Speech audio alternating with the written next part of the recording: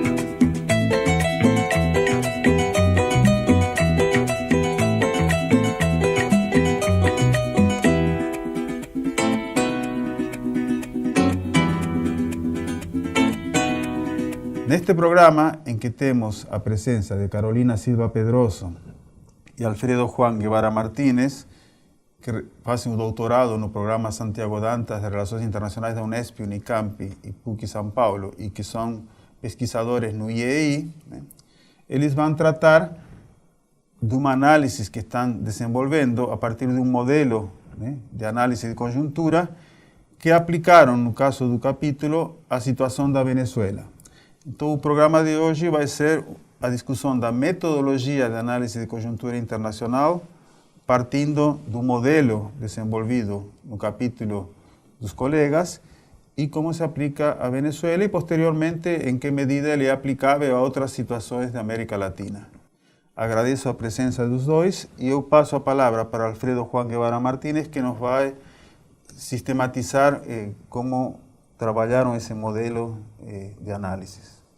Pensando na dificuldade que a gente encontrou de encontrar bibliografia sobre metodologia, modelos de análise de conjuntura especialmente pensados para relações internacionais, a gente começou a pensar por que era difícil entender conjuntura em relações internacionais. E o primeiro passo que a gente viu é que, porque a escala da conjuntura nas relações internacionais, dentro das ciências sociais, é a maior escala, porque são as relações que envolvem desde o individual até o maior coletivo, que são as relações entre países. Então, nesse sentido, o esforço que a gente pensou em fazer foi trazer uma literatura da ciência política do autor Jorge Tsibelles, do livro dele que chama Nested Games. No Brasil, a tradução do livro é Jogos Ocultos. E a teoria, o modelo que a gente escolheu dele seria o dos jogos alinhados, dos jogos em múltiplas arenas. É uma teoria que trata de jogos entre diversos atores por interesses. Eles colocam os interesses dele numa arena e nessa arena são produzidos resultados. Os resultados nada mais são do que os interesses vencedores. Então, as decisões que levaram a que um interesse fosse decidido em preferência de outro. Essa teoria ela pressupõe que um ator não tem um interesse único. Então, o ator A tem um interesse 1, 2, 3, 4. Só que esses interesses eles não se manifestam no mesmo jogo, na mesma arena. Eles se manifestam em diversas arenas que compõem um jogo maior para aquele ator. Então aquele ator tem, se for uma pessoa, tem interesses na vida econômica, na vida familiar. Então essa teoria ela pode ser aplicada a diversos níveis de complexidade. E por que a gente pensou nisso para análise de conjuntura? Porque a análise de conjuntura nada mais é do que uma análise completa, onde você está olhando vários fenômenos acontecendo ao mesmo tempo, com vários atores interagindo, sem saber o que um está fazendo, além das interações nos campos em que eles estão juntos. Então, a teoria do Tsibelius pressupõe que um ator político ele está interessado numa decisão política, mas em várias outras, onde ele está competindo com vários outros atores, e esses atores não têm noção ou não têm informação suficiente de tudo que os outros estão competindo. A escolha dessa teoria foi feita principalmente pela dificuldade de você entender conjuntura. Porque quando você assume que os atores têm diversos interesses e que eles são incompletos, que você nunca tem como saber todos os interesses de todos os atores, você está assumindo que existem informações omissas. Se você não compreender determinada decisão, é porque você está deixando de ver alguma informação que estava faltando, alguma informação que determina por que aquele ator tomou determinada decisão. Nesse sentido, o Tsibelius usa o termo decisões subótimas. Não existem decisões irracionais ou decisões ruins, existem decisões subótimas. Os atores decidem a depender dos interesses deles em todas as arenas e as informações que eles têm sobre todas as arenas deles, incluindo os interesses dos atores com quem eles competem. A gente tomou a decisão de usar essa teoria e extrapolar para o campo das relações internacionais para ver se dá para aplicar essa teoria, que ela geralmente é utilizada para instituições com regras formais. Nas relações internacionais, a gente sabe que não tudo é traduzido em instituições, apesar de que as relações humanas existe uma tentativa de que elas sejam passadas a campos institucionalizados com uma normatividade. Pensando nessa complexidade das relações internacionais, a gente também trouxe os jogos em múltiplas arenas nos dois níveis do Putnam, que é um autor que é básico de relações internacionais, que diz que o nível doméstico e o nível internacional se influenciam mutuamente. Aquilo que acontece no nível internacional tem influências domésticas, aquilo que acontece no nível doméstico tem influências internacionais. Então, é um jogo que vai e vem. E dentro disso, você tem arenas que se transpõem. Elas estão acontecendo no nível doméstico, sendo influenciadas pelo nível internacional e vice-versa. Então, por isso que as duas teorias, os dois modelos casam, e com isso a gente construiu o modelo do nosso capítulo para tentar entender a conjuntura da crise na Venezuela numa perspectiva maior, tentando entender a conjuntura dos fenômenos da crise política que tem acontecido na América do Sul. Muito obrigado, Alfredo. E realmente é um tema bastante complexo e que foi muito bem sistematizado no tempo que nós temos nesse programa. Agora, na segunda parte, Carolina Silva Pedroso vai justamente mostrar como esse modelo que eles foram trabalhando se aplica na situação da Venezuela e no seu entorno de vizinhança, né, na América do Sul.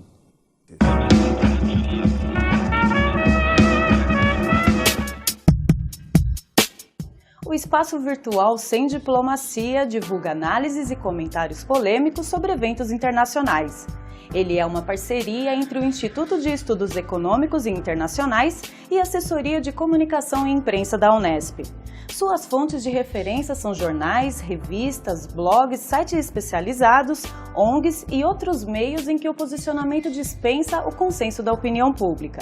Ele debate a conjuntura internacional a partir de visões dos grandes meios jornalísticos, justamente porque vão direto ao ponto, sem rodeios, sem diplomacia. Seus artigos levam o mesmo título da fonte de origem, acompanhado de uma síntese explicativa sobre seu conteúdo e o link para acesso à versão completa. As análises da equipe do Sem Diplomacia ou de colaboradores externos são publicadas nas seções Opinião e Podcast. Os programas de debate discutem em cada edição as diferentes opiniões da conjuntura internacional. Seus videocasts trazem as análises da equipe sobre fatos de relevância internacional. Acesse o site www.unesp.br/semdiplomacia. Nessa segunda parte, então, passamos a palavra para a Carolina para discutir a aplicação do modelo ao caso venezuelano.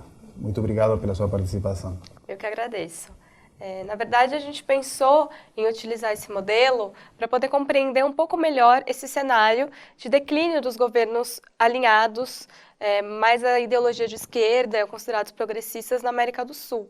É curioso porque essa onda rosa, como se chama, ela teve início justamente com a ascensão de Hugo Chávez em 1999 na Venezuela. E a partir de então houve uma sucessão de presidentes com um discurso muito parecido de combate ao imperialismo norte-americano ou ao neoliberalismo, que foi sendo eleito na região. E também, coincidentemente, a Venezuela foi um dos primeiros países que começou a apresentar declínio desse modelo mais estatista e mais de esquerda. Então, por isso também houve a escolha, pelo caso da Venezuela, para a gente poder compreender o quadro maior de conjuntura de declínio desses governos ou de diminuição dessa onda rosa na América do Sul. Então, aplicando esse modelo ao caso venezuelano, a gente tem, na verdade, como primeiro passo, a identificação das arenas, dos atores e dos interesses que estão ali nesse contexto e que influenciam o entorno regional.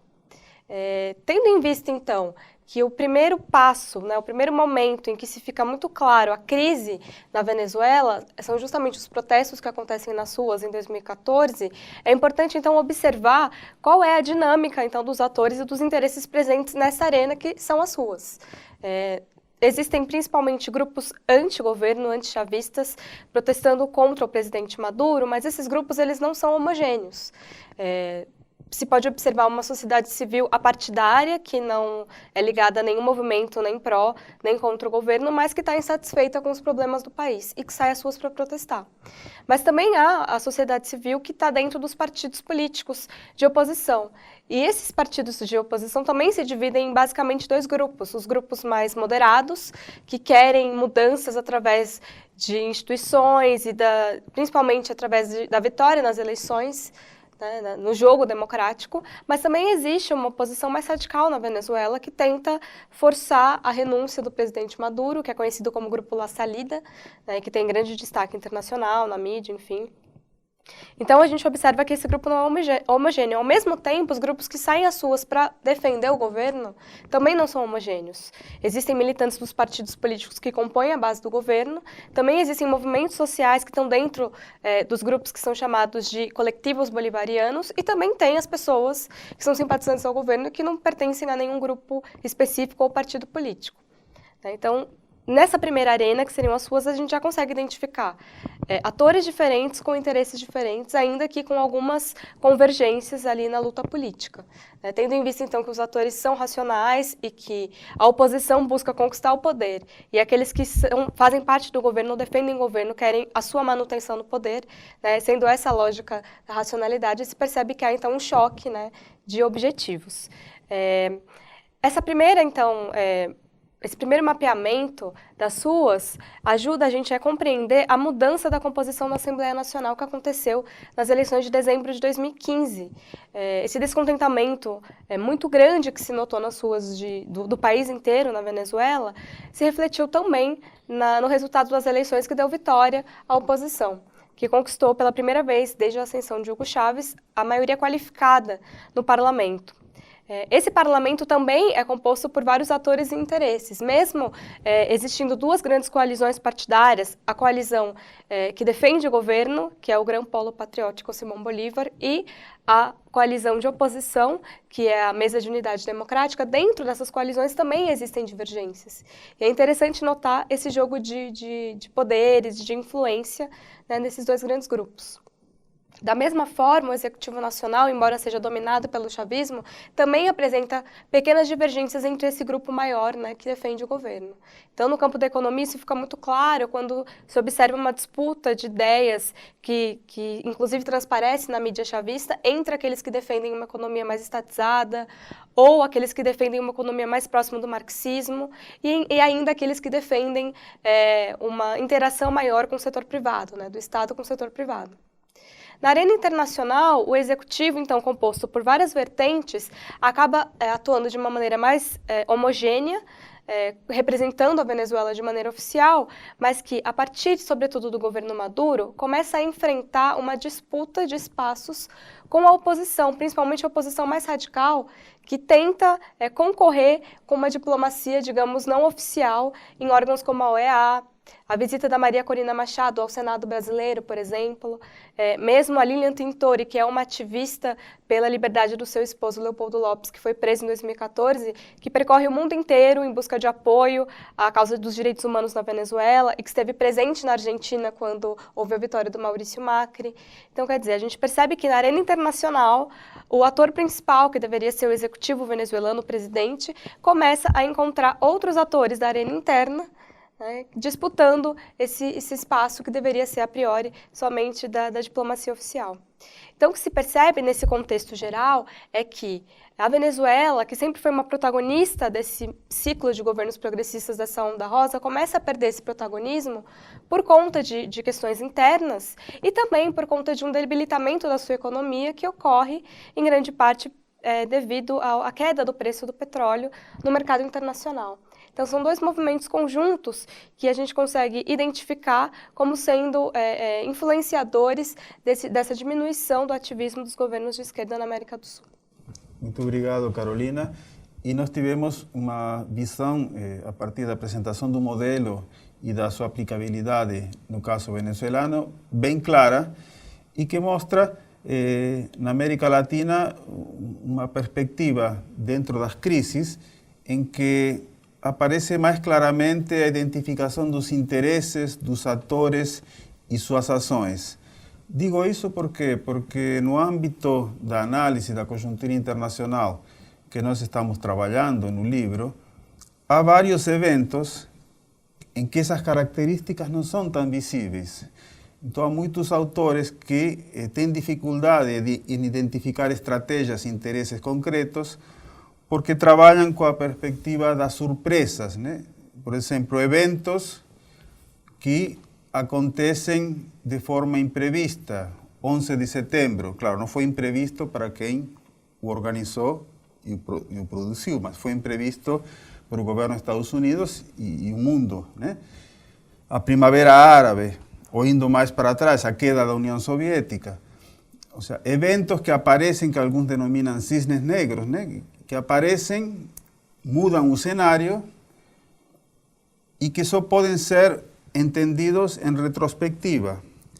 E em retrospectiva se vê que tem atores, interesses, estratégias, mas não é tão claro como na América Latina, que é uma região que tem se caracterizado por seguir bastante bem a ideia mais da modernidade, né? Em que você identifica projetos, se identifica visões políticas que apresentam defensas de modos de vida, embora antagônicos. Então, a política na América Latina tem sido mais pautada por uma visão da modernidade e um mundo, às vezes, pautado por essa ideia de pós-modernidade, em que fica difícil identificar o que alguns chamam os grandes relatos, né? As grandes narrativas.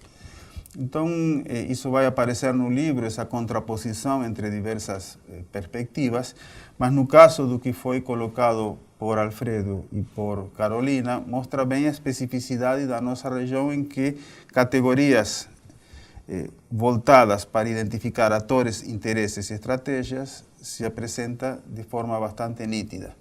Agora, na próxima etapa, Alfredo e Carolina vão apresentar como foi esse trabalho, as dificuldades que encontraram, sua aplicabilidade a outros cenários.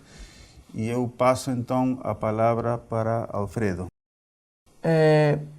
conforme a gente fez a aplicação do modelo que a gente apresentou para o caso que a gente escolheu, a aplicação consistiu num mapeamento. Um mapeamento para que outros observadores, outros pesquisadores pudessem pegar o mesmo mapeamento e aplicar uma pesquisa mais aprofundada. Então, esse mapeamento, de certa forma, ele é mais geral. A gente tentou aportar o maior número de elementos possíveis e o mérito do modelo, justamente, é mapear a conjuntura o mais amplamente possível para que outra pessoa possa escolher os fenômenos mais específicos e se aprofundar naquilo.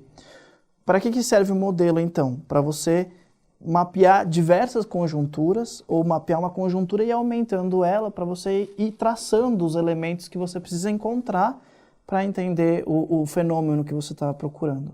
Então, quando a gente pensa em conjuntura, você pensa em um evento como se fosse uma foto, como foi o caso dos Black Swans, dos cisnes negros, 11 de setembro, etc. e tal. Só que o que a gente encontra quando a gente usa a teoria das múltiplas arenas? Quando a gente traça os interesses dos atores para trás e para trás e para trás e procura a racionalidade dessas decisões em diferentes níveis, não só naquele evento que você está olhando, você está olhando também a estrutura que deu aquela conjuntura. A estrutura, ela fala também com o passado, não só com aquele momento presente. Então você acaba tendo uma conjuntura mais completa, porque você está olhando para mais elementos.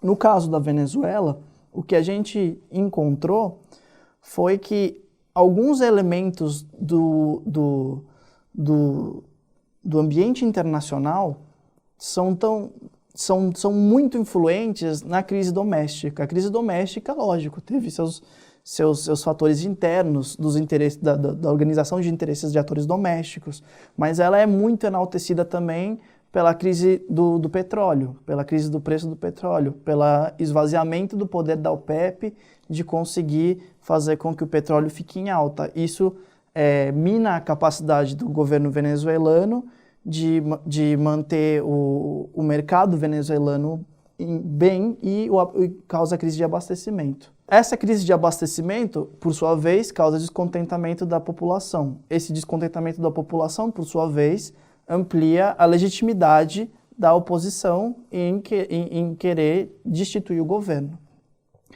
Então, nossa aplicação do modelo, a gente encontrou algumas dificuldades no quesito de traçar os interesses que saem do aspecto institucional.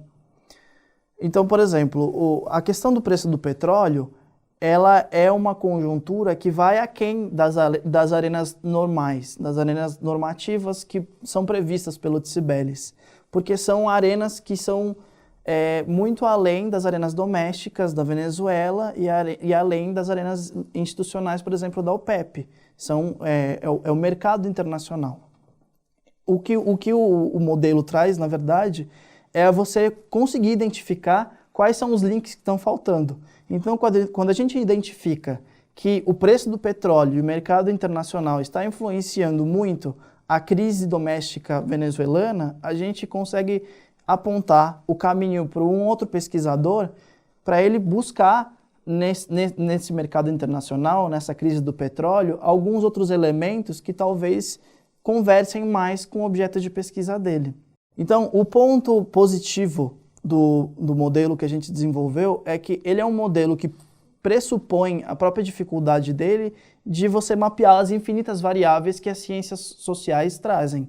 Então, uma conjuntura ela vai ser muito difícil de ser totalmente mapeada, mas por pressupor isso, você também aponta os possíveis caminhos aonde você consegue. Então, ele é um modelo que não é esgotável, você sempre vai poder mapear e aumentar o mapeamento. Você tem um mapa que ele nunca vai ser suficiente, mas ao mesmo tempo ele nunca vai ser inútil. Você vai conseguir aumentar cada vez mais o seu mapa e aumentar cada vez mais o aporte que ele traz. Muito obrigado, Alfredo. E reconhecendo a capacidade de síntese, né, de um tema tão complexo, né, mas que felizmente nós temos o livro, né, em que essa discussão está detalhada, né, mas que fica bem esclarecida a posição, o método, os problemas enfrentados. Agora passo a palavra para Carolina, que também vai fazer as suas considerações sobre o trabalho. O interessante da aplicação desse método é que ele, embora tenha vindo da ciência política, ele serve para as relações internacionais e nos ajuda a deixar muito clara a influência do ambiente doméstico no internacional e vice-versa. Então, no caso venezuelano, a gente conseguiu mapear quais são as principais arenas, atores e interesses domésticos que têm influência no internacional e vice-versa. Apesar dessa dificuldade de algumas arenas não serem tão normatizadas, né, como o Alfredo comentou, na arena internacional elas são mais tangíveis, então há uma dificuldade então da gente identificar algumas regras e normas, mas de qualquer forma ela nos ajuda a ter esse quadro geral. Esse mapeamento inicial teve como objetivo então a gente identificar essa mútua influência entre ambiente doméstico e ambiente internacional, no caso a conjuntura da América do Sul, mas também pode servir para observar outros temas interessantes e que são muito discutidos quando se fala de Venezuela. Então, por exemplo, a própria qualidade da democracia venezuelana pode ser analisada a partir desse modelo se nós pegamos como as instituições agem, como os atores influenciam dentro das instituições, se esses jogos estão sendo jogados com regras claras, se há transparência, se há responsabilidade. Então, ele também pode ser aplicado para outros casos para analisar a Venezuela. Então, por exemplo, na nossa análise, a gente não considerou de uma maneira muito significativa os jogos que acontecem internamente de outros poderes. Então, nós falamos basicamente do poder executivo, do poder legislativo e do judiciário, mas na Venezuela existem mais outros dois poderes constitucionais, que é o poder eleitoral e o poder popular, que não influenciam tanto na arena internacional, nessa conjuntura que era o nosso objetivo, mas que para analisar outros temas internos seria interessante aplicar esse modelo para ver como que esses poderes também agem internamente, como eles são arenas e que interesses estão ali sendo disputados.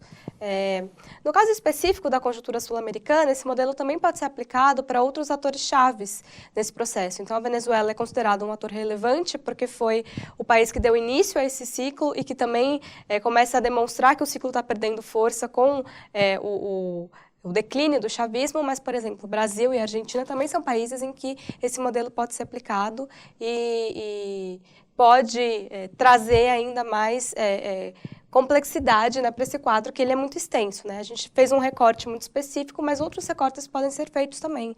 E é interessante porque ele também pode nos ajudar a ver a inter-relação que existe entre eventos como, por exemplo, a visita da Maria Corina Machado, que é uma opositora muito radical na Venezuela, à Comissão de Relações Exteriores no Brasil, e como resposta houve uma organização de duas comitivas de senadores brasileiros à Venezuela, uma delas de senadores de oposição ao governo da Dilma Rousseff, que quase gerou um incidente diplomático, e a outra comitiva que era de senadores favoráveis à presidente Dilma e que, por sua vez, estavam mais alinhados com o governo da Venezuela.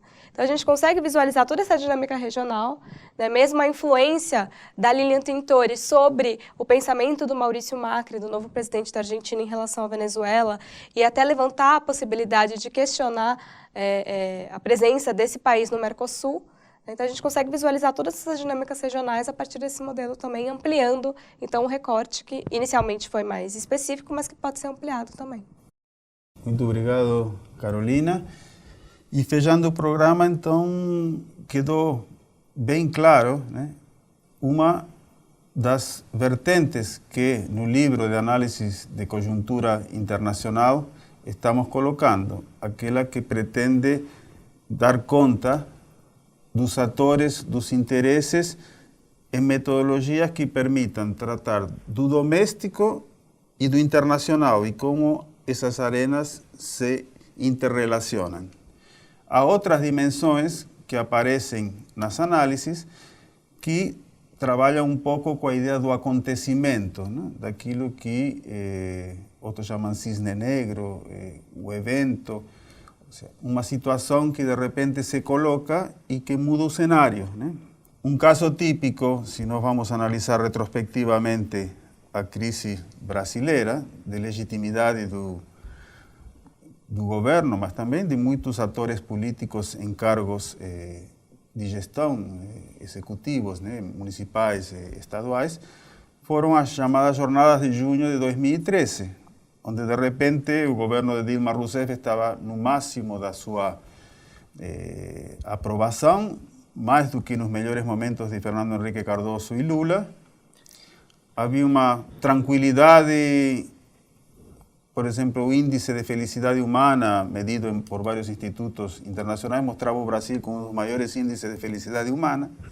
E, de repente, um incidente que começa com uma reivindicação contra aumento de tarifas de transporte, termina num grande acontecimento que envolve críticas, corrupção, gastos com a Copa do Mundo. Ou seja, se cria uma agenda que, na prática, deslegitima, né, um pouco o governo brasileiro, que perde rapidamente popularidade, e acho que, analisando retrospectivamente, foi um momento importante dessa crise que está sendo tratada principalmente nas instituições, nos partidos, nos movimentos sociais, uma certa previsibilidade hoje, mas no seu desencadeamento apareceu um elemento surpresa, um cisne negro, e isso um pouco que na conjuntura internacional se coloca às vezes como dúvida, em que medida é possível se antecipar, fazer prevenção, né? Ou simplesmente as coisas acontecem e em retrospectiva se busca fazer análise. Então esse desafio que nós estamos trabalhando no livro, e hoje o capítulo apresentado por Alfredo e por Carolina dá respostas interessantes e importantes em termos metodológicos. Muito obrigado e até o próximo programa.